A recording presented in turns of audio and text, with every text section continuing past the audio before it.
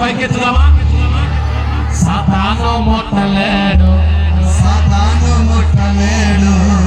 ఏ రోగాలు ముట్టలేవు, ఏ రోగాలు ముట్టలేవు. ఏ అప్పులు రాలేవు, ఏ అప్పులు రాలేవు. ఏ బంధకాలు బంధించలేవు, ఏ బంధకాలు బంధించలేవు. ఏ శాపాలు తాకలేవు, ఏ శాపాలు తాకలేవు.